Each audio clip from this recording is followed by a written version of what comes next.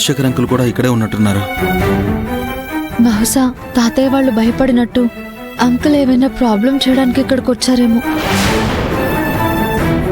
అదేం కాదు, ఆయనకి నాతో వేరే ఒక ప్రాబ్లం ఉంది, దాని గురించి వచ్చుంటారు. పద వెళ్దాం. స్కూల్ దాకా వచ్చి క్లాసులోకి వెళ్ళడానికి పిల్లలు భయపడినట్టు వాసుకి సామెతల దరిద్రం నాకు పట్టుకున్నట్టుంది. అయితే అయిందిలే, అక్కడే ఆగిపోయారేంటి అల్లుడు? మీ ఇద్దరికీ ఘన స్వాగతం పలకడానికి మేమందరం రెడీ.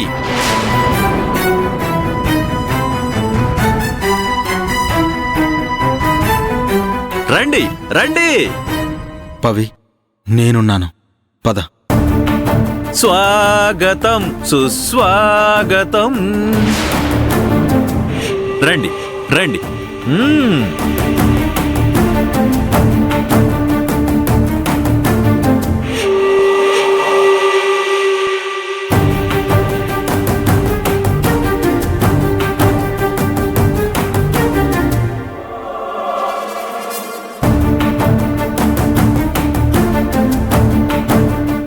పద.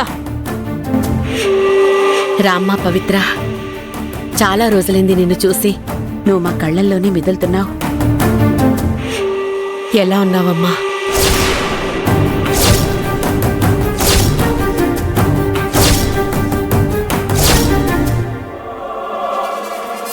అలాగే నిలబడిపోయావేంటమ్మా? రా లోపలికి. అది నువ్వు చాలా గ్రేట్.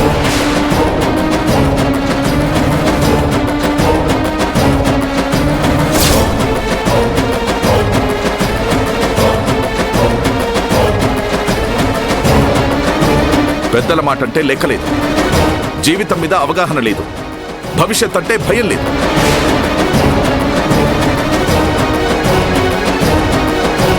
అనుకున్నదే చేయాలన్న ఆరాటం తప్ప, నువ్వు చేసేది కరెక్ట్ అనుకునే మొండితనం తప్ప బాగుపడాలన్న ఉద్దేశమే లేదు.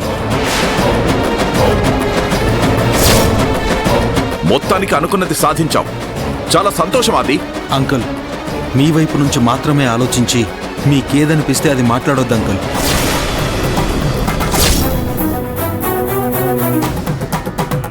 జరిగింది నేను చెప్తాను, అది విన్నాక నేను చేసింది కరెక్టో కాదో అని మీరే చెప్పండి.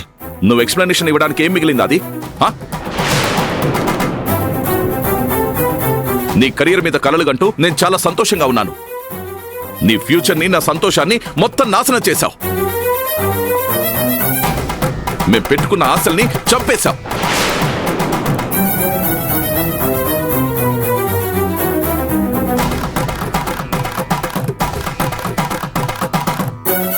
రాజశేఖర్, ఆది నీ మాట కాదని వెళ్ళటం, నీకు చెప్పకుండా వెళ్ళడం తప్పే. అందుకు వాణ్ణి తిట్టే హక్కు, ఏమైనా అనే అధికారం నీకుంది. నేనది కాదన్నా.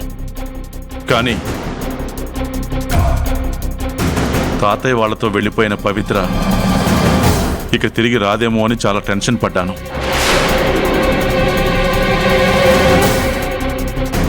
నా కోడలొస్తే బావుండని చాలా తపన పడ్డాను.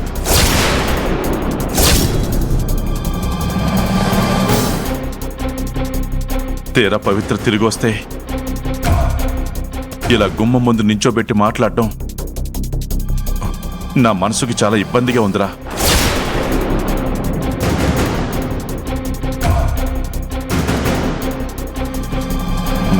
ముందు తనని లోపలికి పిలుద్దాం.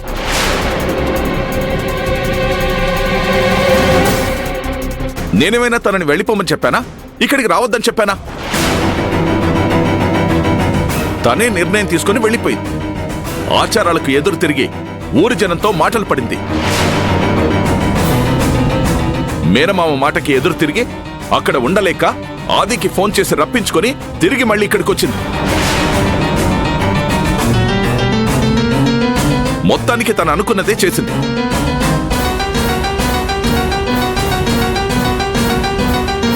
ఆది చేసిన బుద్ధి లేని పని వల్ల మన కంపెనీ పరువు పోయింది. అమ్మ పవిత్ర, నువ్వు చేయాల్సిందంతా చేసి గుమ్మం బయట నిలబడిపోయావంటమ్మా. మీ మావయ్య గారు చెప్తున్నారు, లోపలికి రామ్మా. అంకుల్, అసలు పవిత్రకి విషయాలేవీ తెలీదు. తనని ఏమీ అనకండి. తను చాలా డిస్టర్బ్డ్గా ఉంది. ఊరి జనం పవిని అక్కడ ఉండకూడదనన్నారు. వాళ్ళ మావయ్య పవిత్ర ఇష్టం ఏంటో అడగకుండా తన ఇష్టాన్ని రుద్ది ముంబైకి తీసుకెళ్లిపోదాం అనుకున్నాడు. టైంకి నేను వెళ్ళాను కాబట్టి సరిపోయింది, లేదంటే పవి కష్టాల పాలయ్యేది. అసలు మీకు ఈ సంగతి తెలుసా?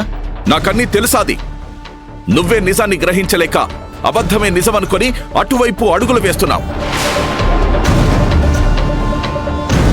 నువ్వు నీ గురించి, నీ జీవితం గురించి ఆలోచించడం మానేసి పవిత్ర గురించి ఎక్కువ ఆరాటపడుతున్నావు.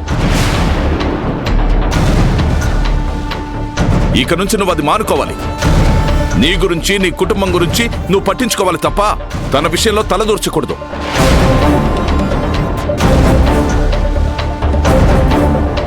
పవిత్ర ఎవరు?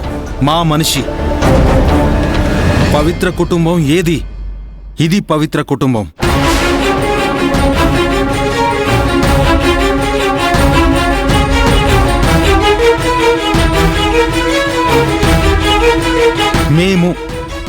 మేమంతా తన కుటుంబ సభ్యులం.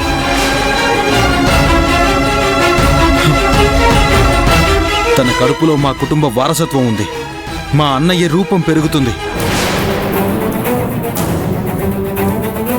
ఎప్పుడైతే పవిత్ర మెడలో మా అన్నయ్య తాళి కట్టాడో అప్పటి నుండి ఆమె మా ఫ్యామిలీ మెంబర్.